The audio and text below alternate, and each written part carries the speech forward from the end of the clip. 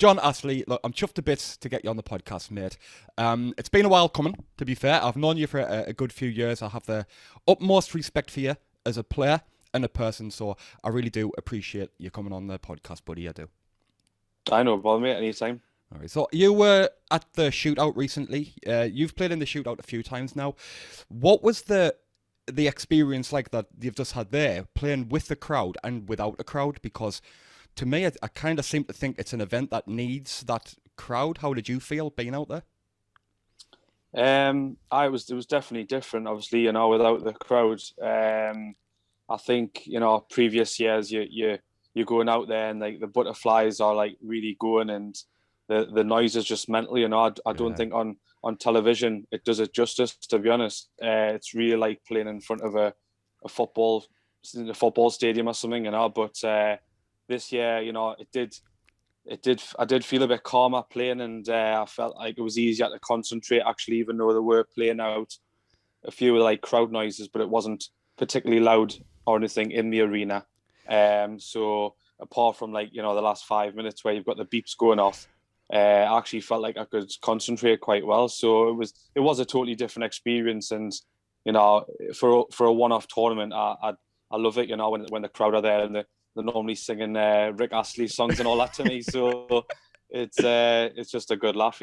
Yeah, well, I remember seeing Phil Seymour kind of setting away like a little Mexican wave around it and stuff. And that's kind of like the thoughts that I always had about the shootout, that it was very much crowd. You said, obviously, you know Gary very well. Gary Wilson would turn up with his hair all, he'd have a wig on and all that stuff. And it's just, I always thought that with it being that kind of a competition, how would it be? And obviously, I mean, with regards to the players, look at like people like Craig Steadman, how far Craig got, and what do you personally think about it being a ranking event? Because I know there's a lot of mixed feelings around that, about people thinking it shouldn't be.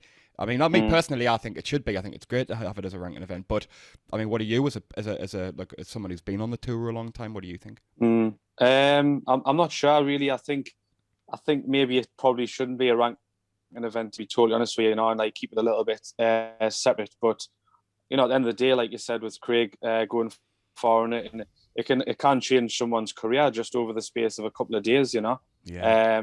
And once you get down to the last few rounds, obviously the money starts going up quite a lot. So I personally think it probably shouldn't be a ranking event, and it should just be, like I say, a one-off fun event for all the players, just to sort of have a bit of fun on a weekend. And obviously it's more about obviously entertaining the crowd, and everyone I speak to in the club, when I'm normally in the club, will say they're watching it and they love it, and they're always asking about it when I'm back in the club afterwards. So it does generate a good buzz. But it's not really normal snooker, so I don't know if it should be a ranked event. Probably not. Well, it's like I think Mark Allen said that, didn't he? He said even though he knocked in the highest break, he just went, it shouldn't be a ranked. He just was kind of like, wow, very, very to the point. No, it shouldn't be a ranked event. But I just like the fact that it gives everybody kind of like much needed cash. And then obviously Holty won it last year, and then obviously it's gone this year. It's been a great competition again. But but ranking event wise, you think it should just be kept to a bit of a fun, because like you say, it does take away the professional style of snooker, if I can say it that way. If that's what it makes sense. Yeah, I think so. Just for a one-off, just leave it as just a bit of a novelty event, and like you say, but it is an opportunity to earn a bit of money and stuff as well. So it's a strange time for everyone, John.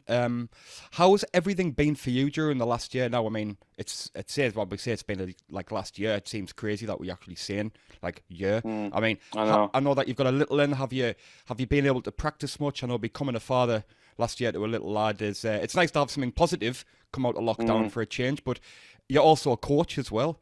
So kind of how are you juggling fatherhood, being a coach, and a snooker player with the whole lockdown going on? It must just be an absolute nightmare for you. Yeah. Apart from looking after the little one, obviously. Exactly. I mean, like, that having the band last year, that's been obviously a massive thing for me and my wife, and that's probably kept us going, really, and kept a smile on our face every day, and that's just we're really enjoying all that comes with that. But I haven't hardly played very much at all, I've only played in a few events this season, and it's been hard. Like my club in Gateshead is being closed for the majority of the time, and still is obviously now when it's been quite hard to get into practice. Mm-hmm. So sometimes I've just been going down to Paul Rinaldi's club in North Shields for a bit of practice, because he's obviously letting, you know, like Gary and Elliot get in there for a practice, and I've been going down now and then when I've got a bit of time. But and then obviously, like you say, the coaching as well. That's been haven't done any coaching at all since I think it was the end of September when the Gateshead club actually closed, and that was only obviously for a few weeks while the lockdown was lifted in the summer. So yeah, it's not been, you know, great obviously with all that, and sometimes it's, you know, I get a bit bored, and you're trying to find sort of productive things to do. So I've definitely missed the you know, practicing in the coaching a lot. So, you know, hopefully that's going to come back hopefully quite soon. It's like on the plus side, you've had this great time that normally professional snooker players and players who travel the world don't get to spend much time with a newborn. So on the plus side, you've got the newborn that you're able to spend time with, but on the other side, you've got a kind of the psyche of trying to get used to being in one place for so long when you're used to traveling round all over the place. So yeah, I can understand how that can definitely have like an effect on your mentality going into any tournament, even if you're not practicing the way you should be. Exactly. Yeah. I mean, I'm not one for, like, you know, just sitting around doing nothing either. Do you know what I mean? And I like to be up and about doing stuff, and obviously planning ahead, whether it's tournaments, practice, or coaching. I'm all, you know what I mean? Try to be quite organised and everything. But you know, like I say, obviously the baby's kept we're busy, that's for sure. But I am looking forward to, you know, getting back to sort of a bit of normality. Yeah. And like I say, getting back in the club and getting to work, you know. Yeah. So, John, you're a national under-19 champion. You were named Rookie of the Year. You were the quarter-finalist at the Riga Masters. You've had some wins against some of the biggest names in the sport. You've also won the World Championship of the Crucible 7 times and had 10 century breaks, but we're going to talk about that in a bit. So where did it all kind of start for you, John? How old were you when you picked up your cue for the first time? I think, like a lot of other players, you know, I got a pool table for Christmas, I think, one year when I was about 9 or 10-year-old maybe. Yeah. And me and one of my younger brothers, I don't know if you remember Michael. Yeah. He used to play, you know, we used to play a lot of pool against each other in the house. And then I think I was about 11, and my older brother at the time was going down to the snooker club himself with his friends every Friday night. And one week he didn't go with his friends, so I just asked him if he would take me down instead. But he's about 8 years older than me, so at the time he was like 19, going having a few pints, and it was like, it wasn't very, you know, cool to take his little brother down to the club. So he put us off for a little bit, and then eventually he did take us down. And I remember the first few times we just played, like, you know, a bit of pool and a bit of 9-ball. And just remember walking past the snooker tables and thinking, like, God, they're huge tables, you know, like a massive. But then a few weeks later, I says to him, you know, he took us down again. I says, oh, can we try the bigger tables, the snooker tables, you know, and we want to go on one of them. And obviously it was, you know, really difficult. It was, like I say, I remember like missing a red just completely down the other end of the table, you know, because I couldn't, you know, just hit the ball where I wanted to. And that was how it all started. Really just started going down to the snooker club then on my own, maybe, or with me mum and dad, like once a week. And obviously got my own cue and stuff like that, and just sort of really enjoyed it. So kept playing from then.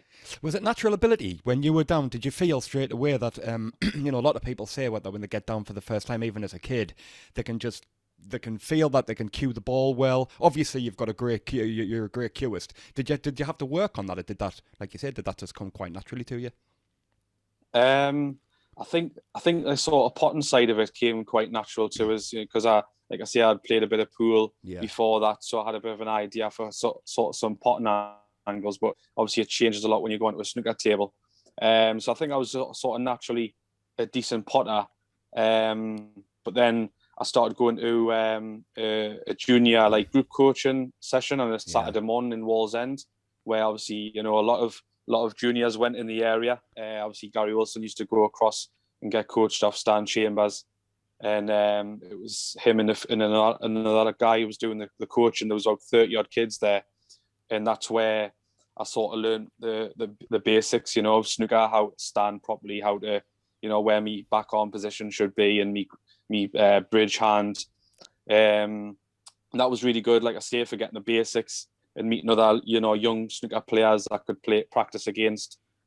And I think I went there for about a year or so, and I felt like I was sort of okay, but I wasn't getting a lot better. And I said to my dad, look, I want to take this a bit more seriously and try and get like really good.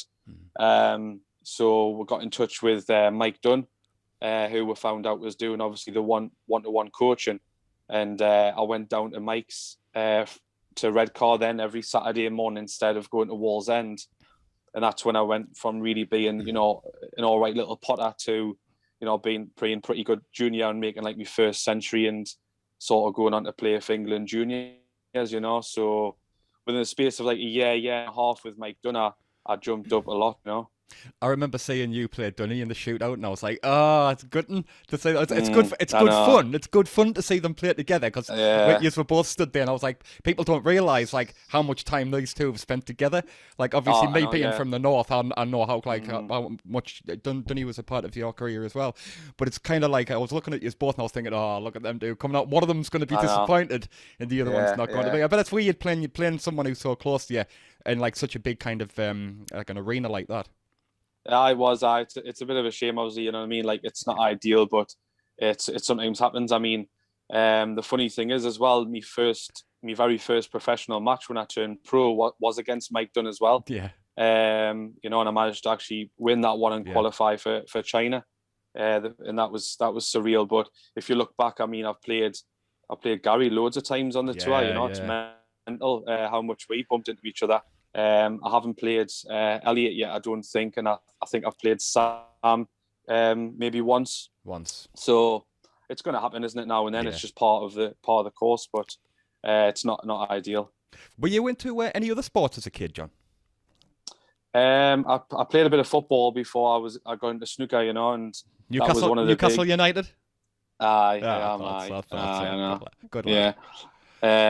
So yeah, I was into football. I was playing a bit of football, and my dad was a big football guy as well. Yeah. And I still remember I played for a local team, and I was about 11-year-old, and I'd started playing a bit of snooker, and the season had finished, the football season had finished, and I just went and played snooker for the whole time, through the off season, and it come back round to the football starting again.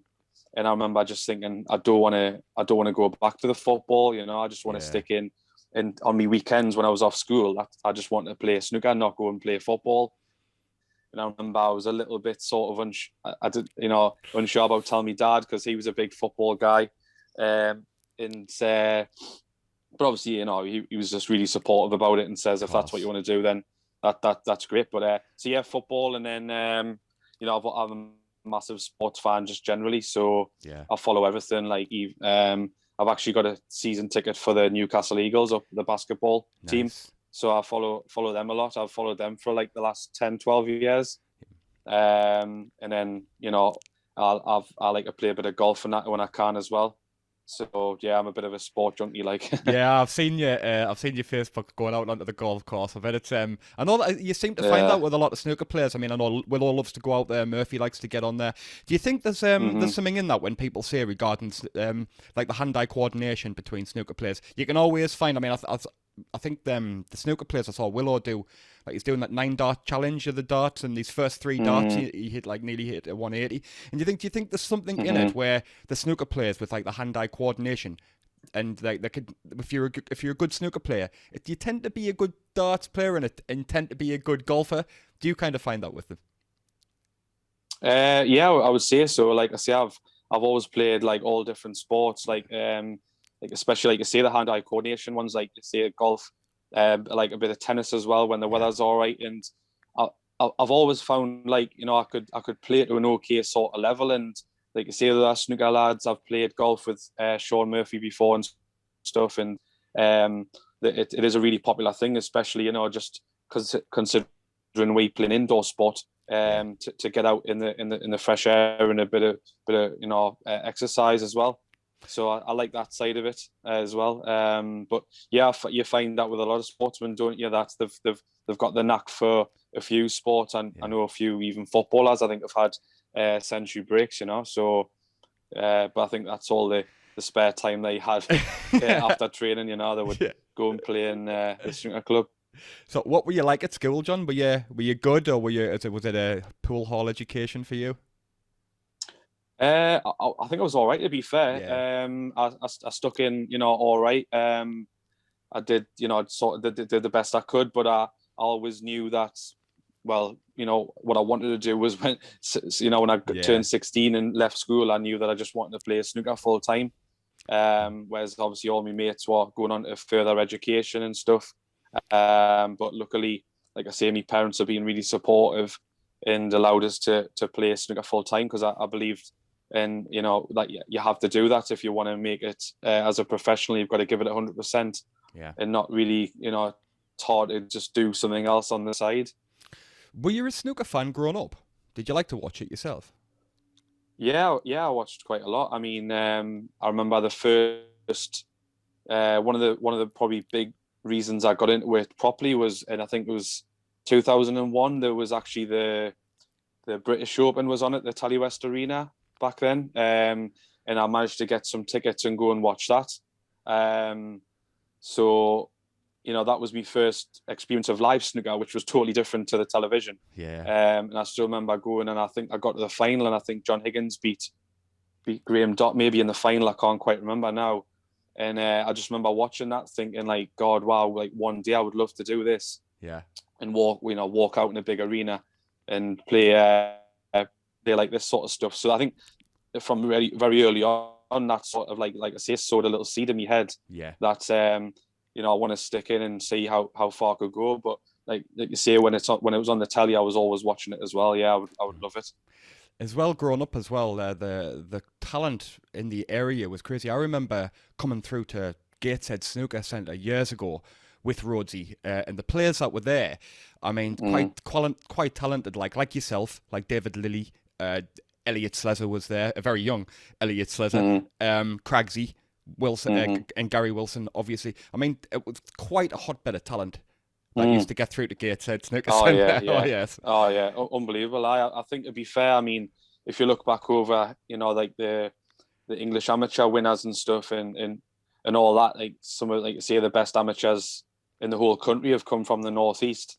And I think that's obviously helped me when I was a junior massively. And my dad actually set up the Planet Snooker Premier League when I was about 15 years old, I think. And every week I was playing the likes of, you say, Gary Wilson, Rhodesy, Craigsy, Dave Lilly, Anthony Parsons, Robin Wilson. The Craigie brothers were in there for a little bit. Dunny played in it for a while. Unbelievable players, I was going down 15, 16, and at the start I was getting hammered, you know what I mean? It was 7 frames every week, and you would play all 7 frames out, so it could be 7-0, do you know what I mean? Or it could be 4-3 or whatever. And I did that obviously when my dad did that for 2 or 3 years, and that was just like a massive learning experience.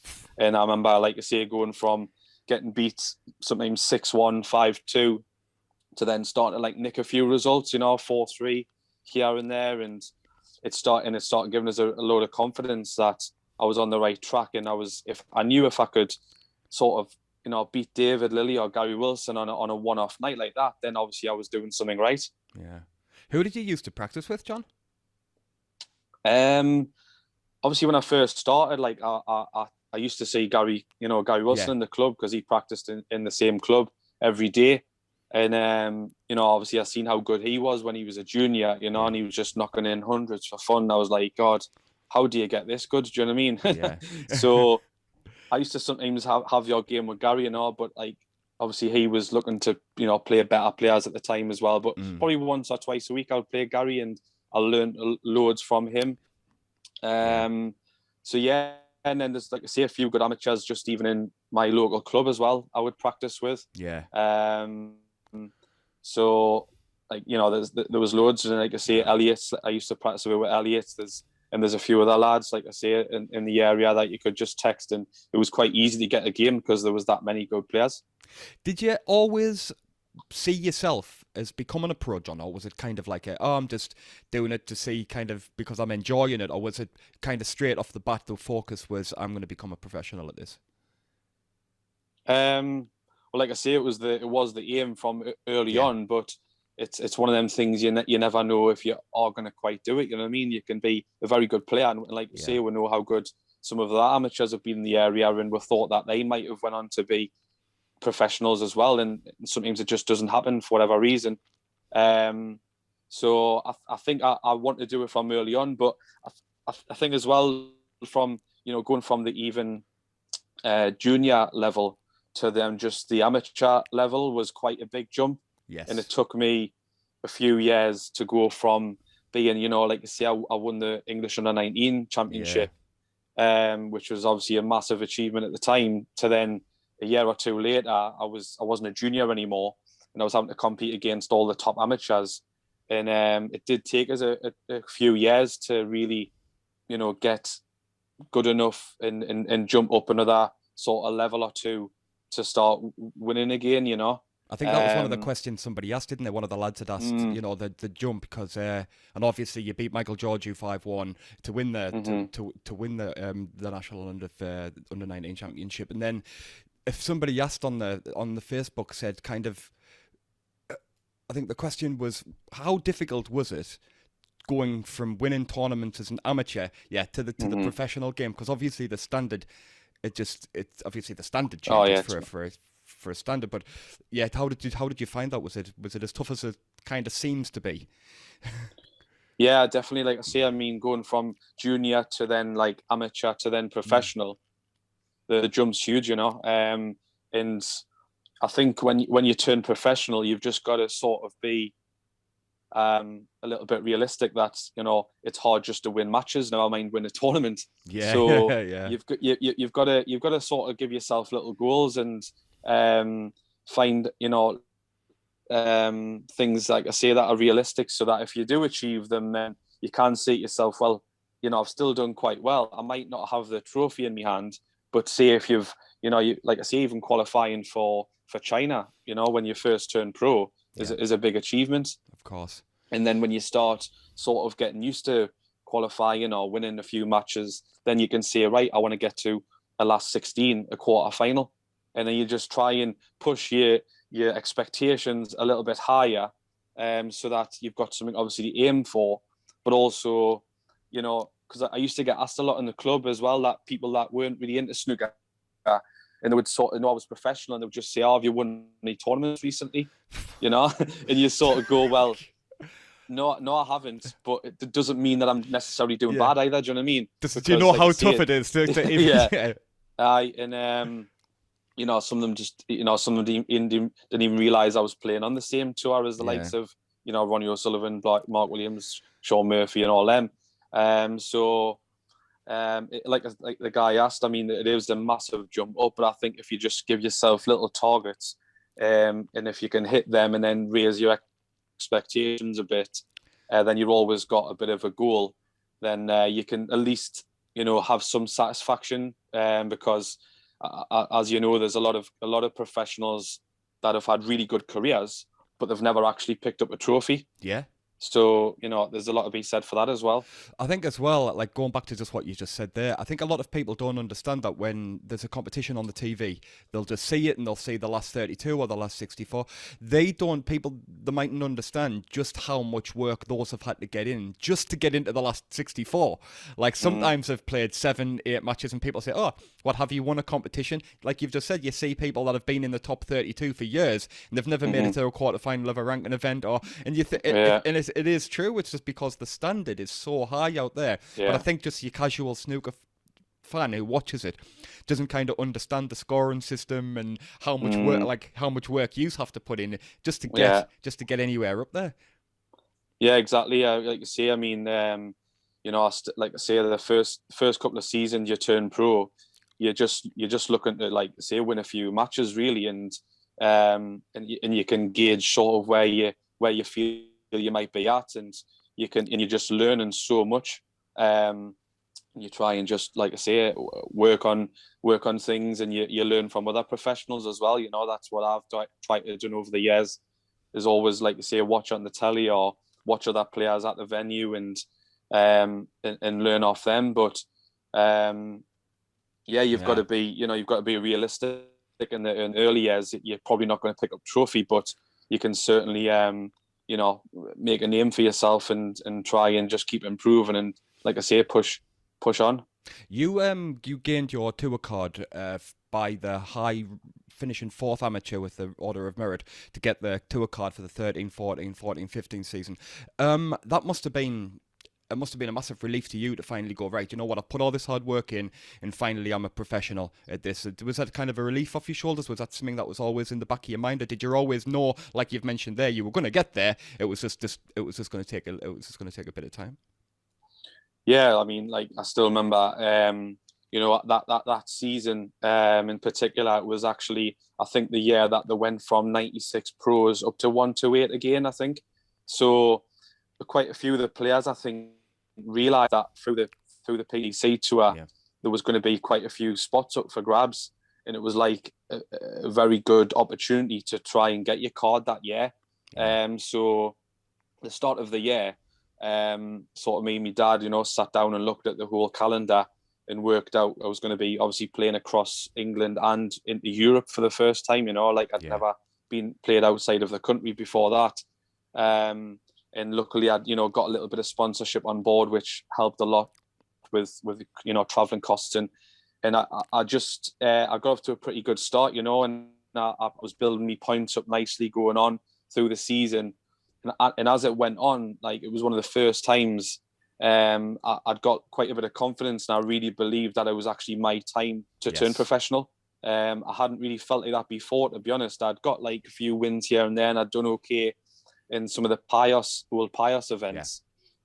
But I really felt like, it was my time to turn pro. And then, like, I did have a good finish to the season, which gave us enough points, like you say, to finish 4th on that list. And then, a few weeks later, I remember getting the phone call off World Snooker just to say, congratulations, you have, turned professional. And that was just surreal as well. It was like a dream come true after however long, 12, 13 years of playing. Yeah. So I'll always remember that. At the 2013 UK Championship, you played the Darling of Dublin, or Crafty Ken, as some people know. Ken Doherty in the first round. Now, former world champion, definitely someone that people want to avoid at all cost in any draw. Has to be right up there with one of your favourite wins so far. Yeah, definitely. I mean, I still remember little bits of it now, and I think it's quite a good little story that when I was about 12, 13 years old, I went down with a Barbican Centre to watch it live, and I think me and my dad luckily got invited by Jimmy White to go down, and we got, in the Players' Lounge and everything. And I remember, sitting in the Players' Lounge and like Henry's walking past, and I'm just like starstruck, seeing all these massive names walking past, and like I say, going out to watch it live, and I'm sitting there thinking, again, that one day I would love to walk out here playing as a professional. And like you say, about 10, 11 years later, I was doing that against, one of the massive names in the game, Ken Doherty. And, I remember just the whole game, I just felt really focused, and I managed to, keep control of me nerves quite well. And obviously I came out on top 6-5. I think it was went down to the blue on the last frame, and I remember potting the blue, and I heard me brother and me in the crowd, shouting out like, "Go on, John," and I just like, just the feeling inside to then shake his hand and come off, and was just surreal. And obviously with it being such a big event, my first sort of BBC event, I remember getting quite a bit of attention, and like it was on the BB Sport website, and all my friends texting us saying it's on the radio, it's on this, it's on that, and that's when you sort of realise you've had a big scalp, and it's you're doing all right, I suppose. Well, it wasn't like you say. It wasn't just. I mean, obviously you've got to give every player respect for making it that far to get onto that stage. But to play a former world champion and somebody like Ken Doherty who's been there, seen it, and got the T-shirt, you know, he might have. I don't know how he was looking at the game, but you know, I don't know if he'd overlooked you, but well, hopefully he didn't. But you know, you're going into a position like that against somebody like Ken to hold your nerve together, especially going into the last frame and down to the colours. That must have been a massive confidence boost for you. Yeah, I mean, to be fair, I think I would have only been pro for about a few months by that point. And to be fair, he probably didn't know who I was. He probably thought, you know, rookie sort of, I'll probably win comfortably sort of thing. And, you know, that's obviously can be a dangerous mindset. You probably didn't think that, but, you know, he could have. Yeah. And I still remember, you know, I think he was 5'4" up, and he had the pink or black as well in the last frame, just to roll along the cushion to win. And he rolled it along the cushion, and I like literally was ready to get up and shake his hand, and it just wobbled in the jaws and stayed over the pocket, you know. And I potted that to make it 5s each. And then, like I say, the last frame, I can only remember that blue that I potted. You know, so, and I think Ken was probably still ranked in the top 32 at the time. So, like you say, at the time, that was probably, you know, a big scalp at that point in my career, you know. Yeah. So, I mean, that and other wins give you the Rookie of the Year title. Now, that is not an easy award to win, John, especially with the amount of talent out there at the moment. No, definitely. I mean, just to get the phone call to say I was nominated, you know, was a massive achievement to me, you know. And considering there was like three players on the shortlist. Yeah. And so, you know, my dad obviously went down to London for the awards night just for the experience, to be honest, you know, just to see what it was like. And to be fair, it was absolutely fantastic night.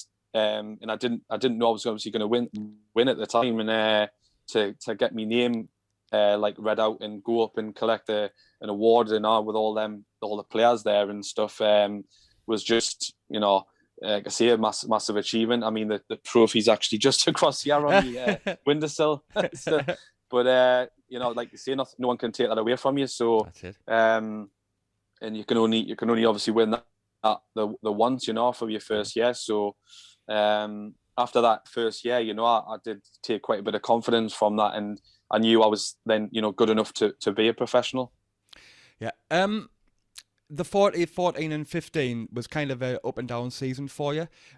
How does someone kind of like yourself, obviously amazingly talented player, stay motivated when kind of the results kind of aren't going for you, when you know you deserve to be kind of right up there? How do you keep like that focus and motivation? I think you've just got to, you know, not be too sort of obviously disappointed when you lose, and you don't get too high when you win, you know. And you've just got to. My dad's obviously always been a really good, you know, support of mine, and he's good like with the mental side of the game quite a bit. So it's just about, you know, seeing as all like part of the journey, if you know what I mean. And you've just got to try and obviously learn as much as you can from the losses, and also really, you know, like you do have some bad times and dark times driving back up the M1, you know, come home thinking, how have I lost that game? Or, you know, like it can be really hard, and it's quite a lonely sport as well. Yeah. But you've then got to, you know, you'll be in the club a couple of days later back practicing and thinking, you know, how lucky am I actually to be a professional snooker player, doing something that I love doing. So you've just got to try and put a little spin on things, you know, and just think that if you keep doing the right things, then, you know, normally good things come from it. So I just try and keep a positive mental attitude and all that, you know, and like I say, just try and keep improving and learning, you know, as you go. I mean, that obviously worked for you because, you know, the qualifying Q School in 2016, you kind of had immediate success coming back onto the tour. You know, you had wins over Joe Perry, Andy Hicks, Jimmy Robertson. That took you to your first ranking event quarterfinal. Had you done anything different in your preparation before the Riga Masters, John? No, not really. I think I was just off such a high straight after Q School, because it was just such a relief to get back on the tour. And then, to be honest, the qualifiers started a week later. Yeah. And I just think I'd played so much snooker in the Q school, you know, I was just really sharp for the qualifiers.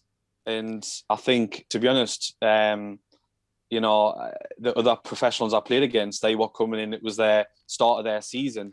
Right. And they were just, you know, obviously been practicing for it, but I'd had all that match practice for 2 weeks before that. Yeah. So I was just really sharp and felt, you know, really good and confident about getting back on the tour.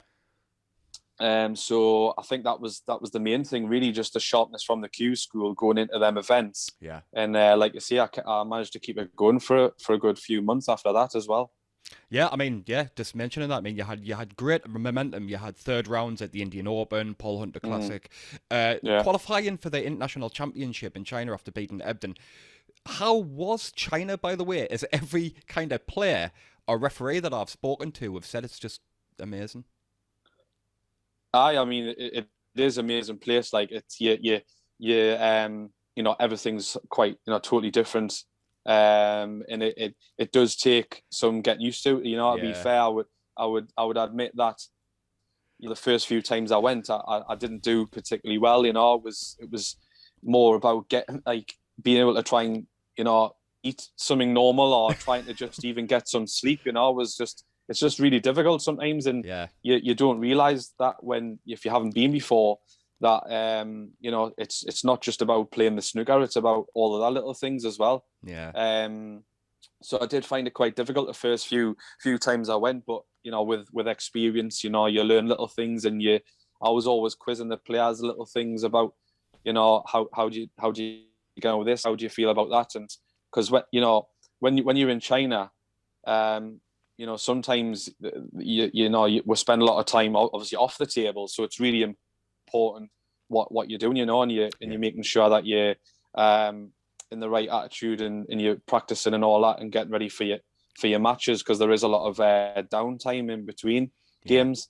But like you say, it is an amazing place, and like, I've been quite a lot of times, fortunately, now, and I've seen some, you know, unbelievable things, and I've been to the Great Wall of China. I mean, Gary Wilson went a good few years ago, so, you know, a lot of experiences I would have never have had, obviously, without playing, you know, and being in the tournament. So it is an amazing place. I don't particularly enjoy the traveling so much. Like, that's you know, can be a bit of a slog, and you know, when you get back, it does take you a couple of days at least to get back to feel a bit normal again. But you know, they do treat us very well out there as well. So, you know, when you go in there, we're always going to be in like a nice hotel, and, you know, we have like a big opening ceremony, and there's a lot of attention. We're doing like autographs and pictures. It's a bit mad, really. You know what I mean? You're doing all that sort of stuff, but they obviously love it. You know, it's huge over there. So it's definitely an eye opener. But a few of the China ones, I do actually really enjoy going to now. You know, so hopefully, maybe, you know, end of this year, next year, they'll start again. Yeah. So you had another great win in the qualifier for the German Masters. I mean, you were 4-0 down against Wilson to win 5-4. Now, that's not an easy task.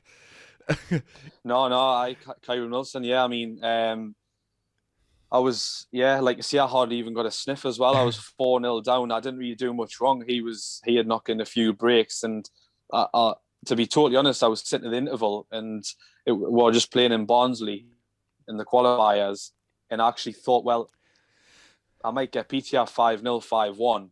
And it was and I thought, I'll be home by about 7 o'clock tonight or something. You know, you think, because you don't expect, you know, he was playing really well. I hadn't had a chance to get my arm going or anything. And then, you know, I come out after the interval, and I won the next frame, and then I won the next frame, you know, and you start thinking, well, I'll just, you know, I've got nothing to lose, just stick in a bit and see what happens. Yeah. And there was a few close frames, obviously, you know, like in them games where he could have killed it off. And then in the decider, you know, like I held myself together pretty well, potted a couple of really good long balls, and somehow managed to win. Yeah, like you say, 5-4, and I was just, like, probably one of the best wins I've obviously ever had, and also for the event it was, you know, because I was really wanting to go to the German Masters and play in the Tempodrome, you know, because I'd heard so much good things about it. So and because you've got to win 2 qualifying matches to get there, Yeah. it's quite a hard one to qualify for.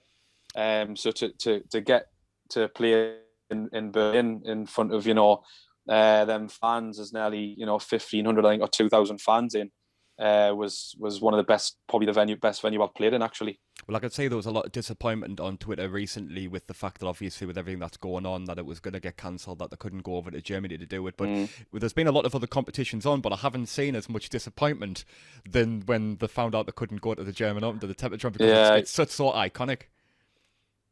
Yeah, definitely. I can imagine, like you heard a lot of them, even like obviously Trump, was defending champion, and he was saying he was gutted he wasn't going back, and I think it's one of them as well for the players, like it's a short flight as well, Yes. we're there and we're in the hotel within a few hours, and then it's a fantastic venue, it's a nice city. Yeah. So it ticks a lot of boxes, for the players. And to play in that sort of atmosphere is incredible, So that's one of the tournaments. Obviously, I want to get back to it at some point. But like a big miss this year, like definitely. So you a 4th round at the Gibraltar Open, not long after the German Masters qualifying. That left you finished 76th world ranking and that was on your first year back on the tour. I think so. Yeah, So my first year back on, I had a really solid year. Like I see a couple of good runs in there. Like you say, last 16 of the Gibraltar Open and stuff. So I was put myself, in a really good position, and it's probably like say one of the most confident times I had on the tour. Like I was sort of. You don't expect to win, do you know what I mean? But you know that you can win, and you start sort of feeling like you know how to win, which is a big thing as well. Even like when you're not playing maybe your best.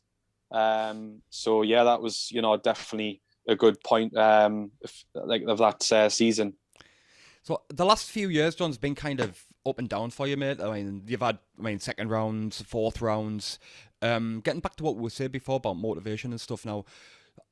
Maintain and focus. How do you do it when you kind of?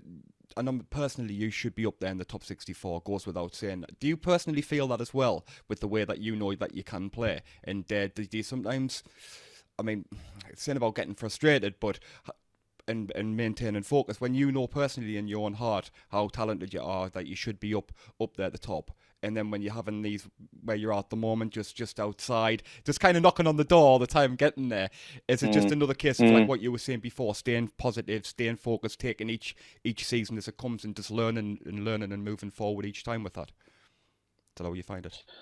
Yeah, pretty much. I mean, I think if I went back a couple of years after the second season you were just talking about, I think I finished, 66th, after the 2 years. And I probably look back at that point, to be honest, and think if I'd won one more match, I think, over the 2 years, or maybe 2 matches, I would have got in the top 64.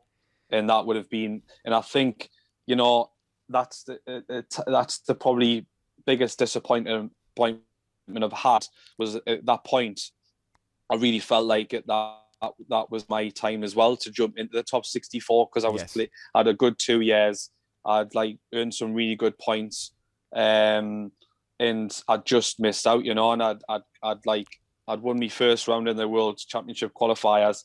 I'd got beaten the second round, I think, off Michael White, and it was a funny feeling because I knew I'd retained my card through the 1 year ranking list. So I knew I was guaranteed another 2 years on the tour. Yeah. But then I'd missed out in the top 64, So it was a big disappointment, because, you'll know if you speak to like Elliot and stuff, the difference between being in the top 64 and not is huge, with the seedings and who you're going to get drawn against in the first round. Yeah. So that's one of me little sort of, not regrets, but you know what I mean? I wish I could have obviously done it then, because I think I would have kicked on and been, higher up from that position. So then to go back to sort of 0 points and start again, and then you're not, like I say, you're not a seed. for any of them first rounds, it's really difficult, you know. And it sometimes does come down to a little bit of like a luck of the draw to who you might play. So, but you know, I still obviously always believe in myself, and you know, I believe, like you say, I'm capable of being up there. So I'll keep pushing, you know. So you're a snooker coach as well, mate. Out of Gateshead Snooker Centre. Say that. When did you get into that? And what was the steps to becoming a coach, John? Is that something that was always in the back of your mind to do, or was it just like, oh, I think? Not really. I mean, it's funny because I think the first ever time I sort of, you know, helped someone with the game a little bit, I was only about 19 years old, you know, so I was quite young. But it was just a guy in the club who I knew quite well, and he just we just got chatting one day, and he says like, "I'm playing rubbish," and I just try to help him out a little bit with his game, and you know, obviously he started like paying us a little bit of money. We started doing it like a little regular thing once a week, and I thought, it's actually all right, this, you know, like I'm getting a little bit of money on the side, and I'm quite enjoying it, and I seem to be able to put it across quite well. Yeah. So I did little bits for a few years. And then I think it was maybe about 6-7 years ago, I actually did the like WPBSA World Snooker Coaching course down in Leeds. So you go down to Leeds and you stay over for a couple of nights, and you do, like, you know, like they say, the full course of like practical stuff and theory side of it. Just to obviously give you your badges, you know, and you get your DBS as well and stuff. So Steve Davis was actually on the course and worked for World Snooker. So that was good, you know, having him there, and you're just bouncing ideas off each other and learning different parts of that. So that's how I got me badges, and then from there, obviously, I've just sort of like carried on doing it on the side of playing. And I do really enjoy it, you know. So it's been, I'm glad I sort of did it as well, you know. Like, I mean, it gives us, like I say, a little bit of extra money on the side, you know, because if I don't, you know, win, if you don't win at snooker, you don't get paid, something as that. So it's difficult sometimes, but I do enjoy the coaching, you know, which I know a lot of other players don't particularly like that, wouldn't like that side of it. You've got to have a lot of patience and stuff, but no, like I say, I really enjoy it, and I could see myself doing it, you know, for a long time to come as well. Yeah, you do seem to enjoy it, and like you say, the way you come across, not like you said, with your patience, and if you're, it takes a certain person to be able to teach somebody how to do something, because like you say, there is a lot of patience involved in that. But no, there's a few. There isn't that many coaches around, especially. I mean, there's a few, but not many. Not many professionals and people who have been around the game as much as you. So I can understand definitely why people would want to come and see you. So it's just a unbelievably tough time at the moment with everything that's shut down. It's just like we were going back to before. It's just, especially when your job is to be in somewhere where it's open, where people come in. I know, you can't really social distance. It's not the easiest. No, exactly, I know. But you know, I've got quite a good like group of people at the minute that I do coach, and I've kept in touch with them a little bit, you know, over the lockdown, and just saying, you know, I hope you're all right, and hopefully, you know, we'll get back to some lessons at some point. And I think to be fair, once the club opens, I'll be really, you know, I'll be busy with it as well, because people will be dying to get back to, you can say, some normality and just get the queue out. So, you know, I've got it going quite well up, like say at Gateshead Snooker Club, and I get a lot of people just coming up to us in the club, you know, asking about the coaching, and I get a lot of people for lessons that way, you know, and just word of mouth. So, and when they, like you say, when they know that I've actually played professionally myself, that I think that obviously helps quite a lot, you know, and I can demonstrate a lot of shots to them. I think that makes quite a big difference. Yeah, your calendar's going to be full once these pubs open. That's it. So, I know. What do you do when you're away from the table, John? Obviously, I know that a lot of your time is spent with the young'un at the moment. But what do you like to do? What do you like to do to relax? I mean, like a lot of other the snooker players we've touched on before, you know, like getting out on the golf course and that with my mates. I absolutely love it, to be fair. Yeah.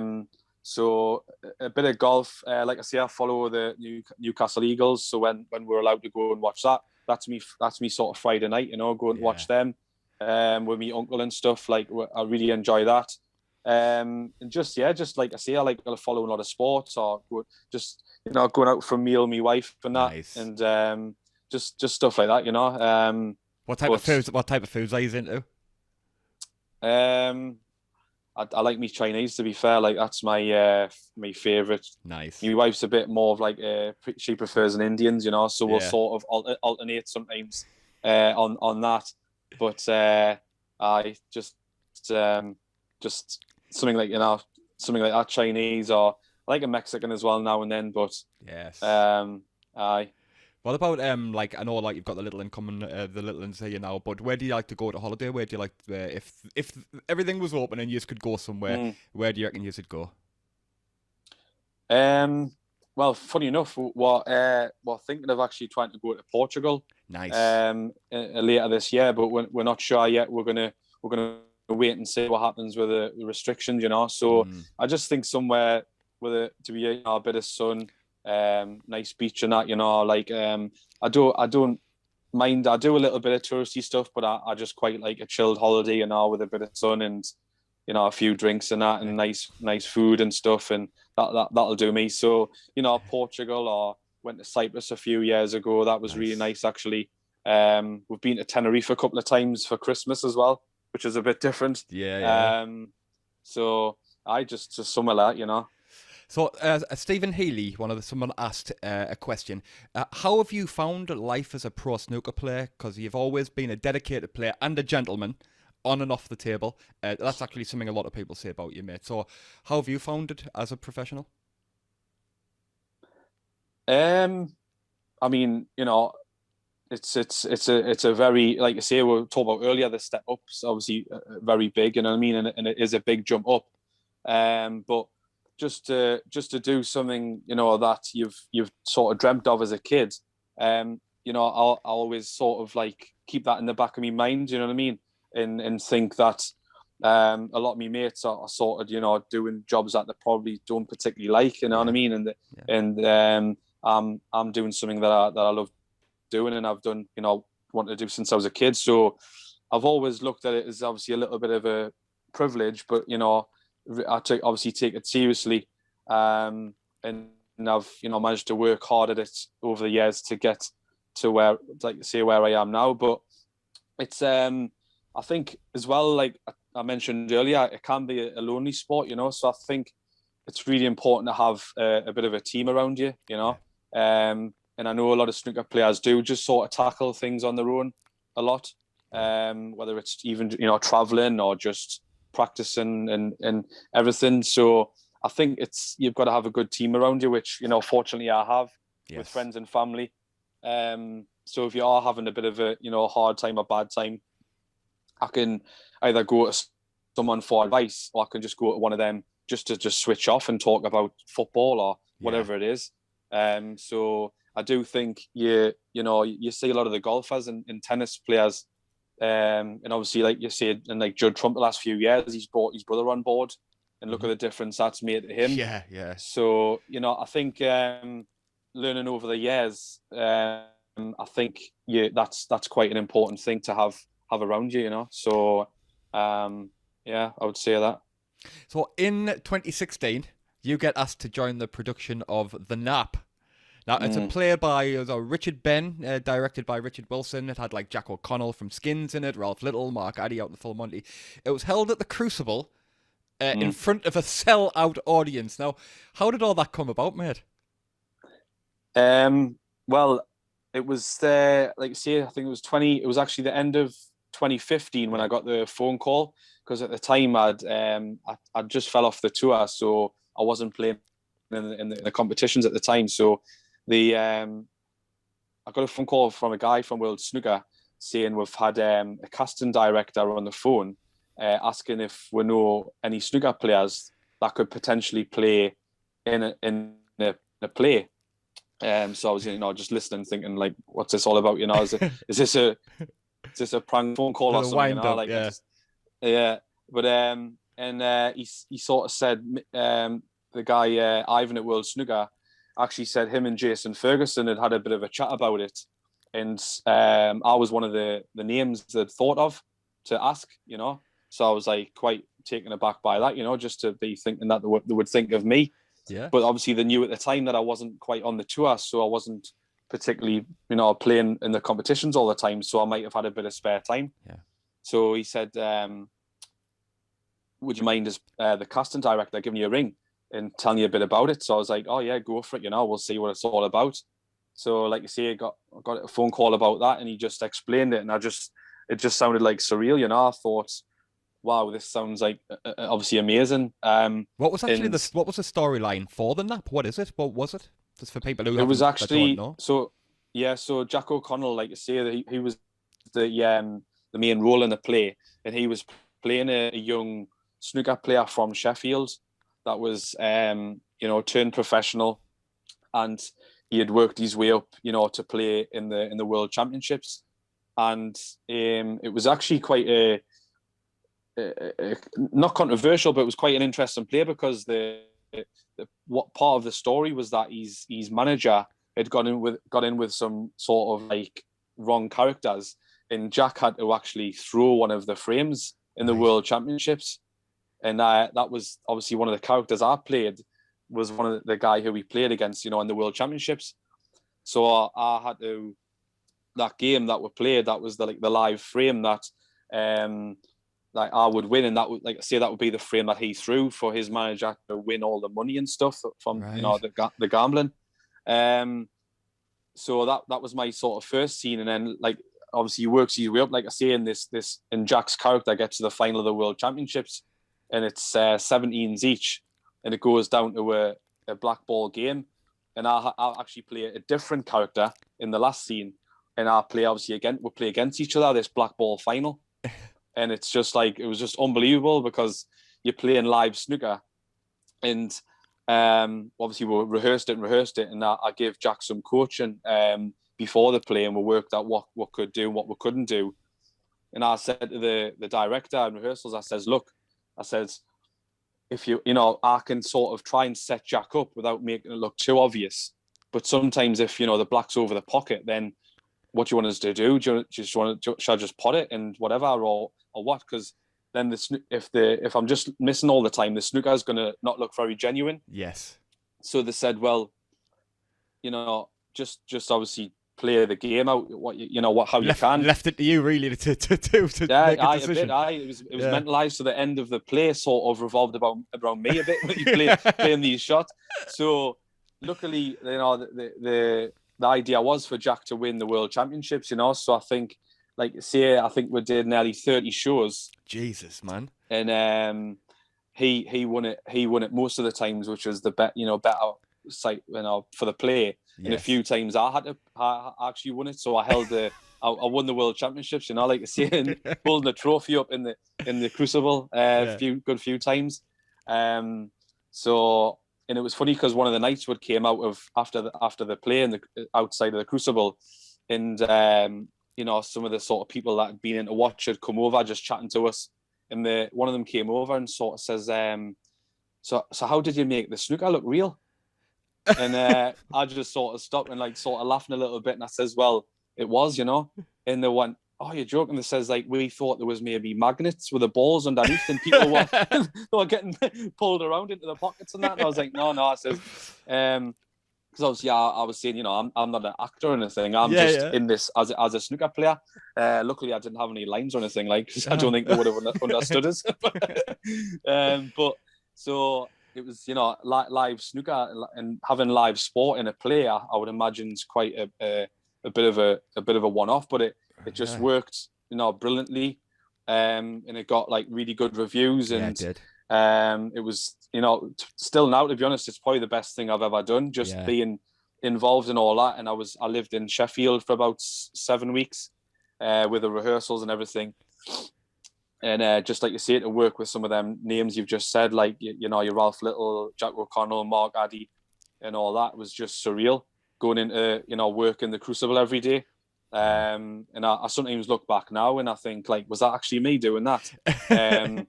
And so I was quite lucky maybe to get involved in it, but at the time I was probably an ideal person for it because, they needed someone who could sort of play to a decent level. Yes. Because in one of the games I had to try and make like 100 break as well, which is not, pretty difficult.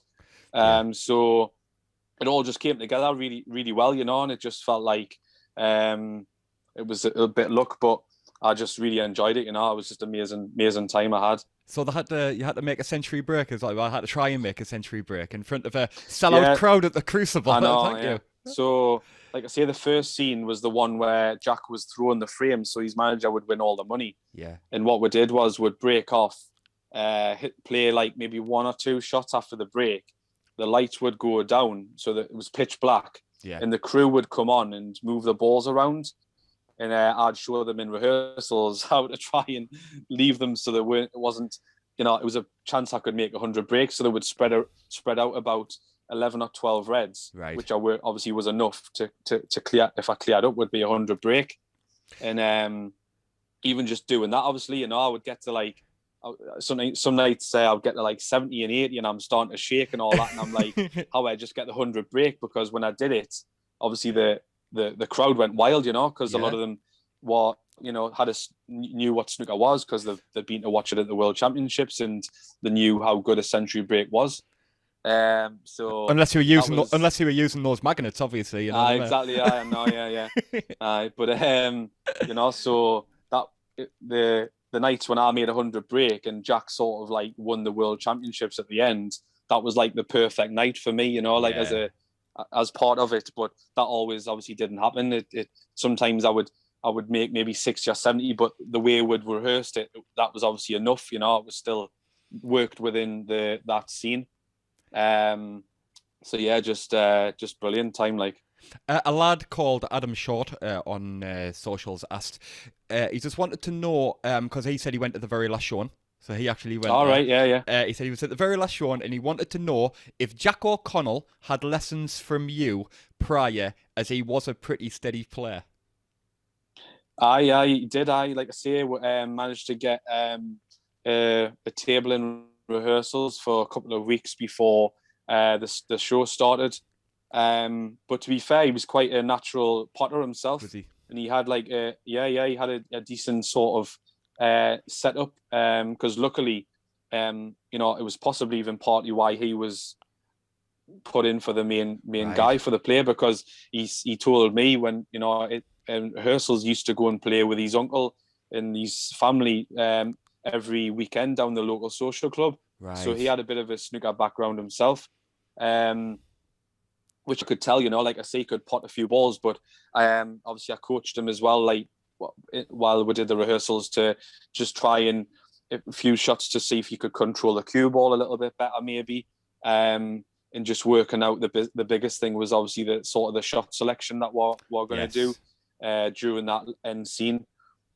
But a couple of the nights, like, I mean, I remember one of them, it was a Saturday night, like I say, a sellout at the Crucible. It's absolutely packed and it's 17s each.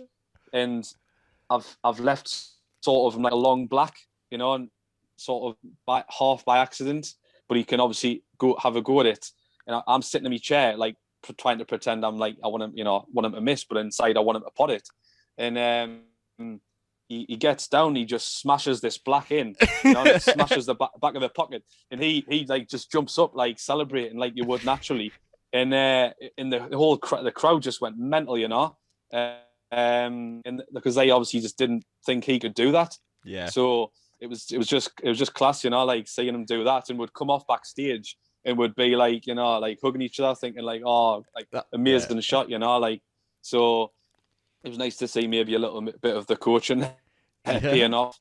But I mean, he's gone on and done really big things in America now, wasn't he? He's gone off. He was in the Unbreakable and all sorts. So yeah, he's. It must be nice to kind of get to see them, what they're like behind. Obviously, like you say, you have gone off stage, you have worked together, and yeah, that must have been. It must have been a great experience.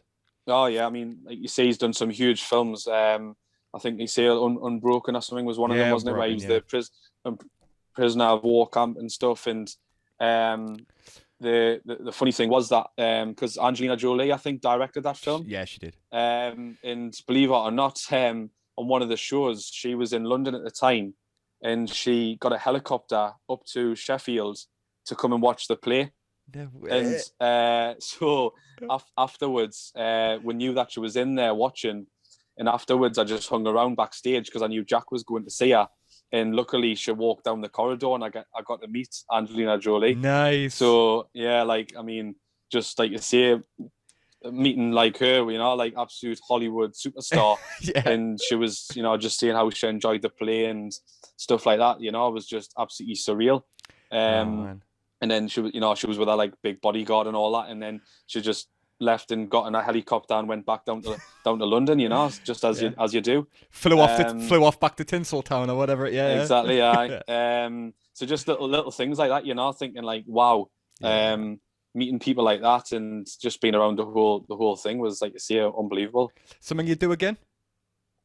I mean, another little funny story was, like I say, because it done so well with the reviews and everything, that another theatre company picked it up in the way they were going to do their sort of little spin on it. Well, you know, very similar. And I actually got asked to do that, and it was going to be in Broadway in New York. Wow. And the thing was, after that, obviously, then I got back on the tour. The time that the play was going to be on, I was back on the tour, right, and I had to say no, and I had to turn it down, you know, which still now, to be honest, is a little bit gutting, like, and I would have been, you know, living in New York, in the centres, like even the apartment I would have lived in, and everything, and it was like unbelievable, and I just had to say no. Like, I was changing my mind all the time, and I was speaking to like friends and family, like, what should I do? But I'm like, obviously, end of the day, I'm back on the tour, and that's me main career, and I need to obviously play in all these tournaments, because I was going to be there for nearly 3 months, I think, actually, in New York. So I would have missed a good chunk of the season. So I had to say no to that, unfortunately, which was a massive shame. So, but you never know, like you say, it might come around again sometime. John Astley Broadway star in there. Well, exactly. It sounds stupid, doesn't it? But it's there. It was there. Exactly, it was there. It was in my hands, you know. But I think, you know, at the end of the day, I had to make that decision that, you know, me tournaments came first. Yeah. So I missed out on that one, but you never know. One day it might come back around. So what is next for you, John? Do you set yourself goals? Are you one of those, or do you just kind of take each tournament as it comes? Especially, I know it's hard to have goals, especially with competitions at the moment, the way everything's going on with COVID and stuff, and not knowing actually what's going to be going ahead and stuff. But usually, do you set yourself goals? Yeah, sort of. I mean, obviously, normally at the start of a season, you would set yourself goals and stuff like that. But I think at the minute, you know, you don't obviously what's around the corner. So yeah, you're just taking. I'm just taking each month as it comes. Like I've obviously got into a few tournaments through invites this season, which has been a bit of a bonus. So I'm just taking that, you know, see how that comes, and then once obviously, hopefully, like say May-ish time, things start opening up again, and there's more competitions on, then I can start really planning what I'm going to do going ahead from then, you know. But not too much at the minute. I've sort of like got an idea of what might happen the next couple of months. But after that, not too much really. I'll probably reassess at say like at the end of the season what I want to do going forward. Yeah. Has becoming a dad kind of not lit a fire, but has it brought more determination to succeed? Or have you always had that fire to do that anyway? I think I've always obviously had it within us anyway, but I think it gives you obviously a slightly different perspective on things, you know, like sometimes, you know, snooker can literally obviously takes over your life, do you know what I mean? And I would like go to tournaments and come back, and sometimes if I'd not done great, I might be in a bad mood for a couple of days, and my wife would be like thinking, oh, he's a bit quiet and all this, but when you come home and you've got a baby there, do you know what I mean? It just puts a smile on your face straight away, and he picks you up straight away. So I think actually just trying to sort of like make sure I also like enjoy the tournaments sometimes a bit more, like I say, because snooker can be very intense and stuff that like I have got probably a slightly different perspective on things since my sons came along. So and generally, you know, if you're obviously enjoying what you're doing and enjoying the tournaments, then generally you do a bit better as well. Yeah. So that's definitely something I'm just going to keep going forward, you know. So I will leave a link to John's social below for anyone wanting to contact him about coaching. And John, it's been great having a catch up with you, mate. I think you're a great player and a top lad. Wish you the best for the future. We'll hopefully catch up with you a little bit further down the line, mate. Yeah, no problem. Thanks for having us. Cheers, no mate. Or in Broadway. You know, I might have to come over and see you there. Yeah, I'll send you some tickets over. Cheers, mate. I'll speak to you soon. Cheers, mate. See you.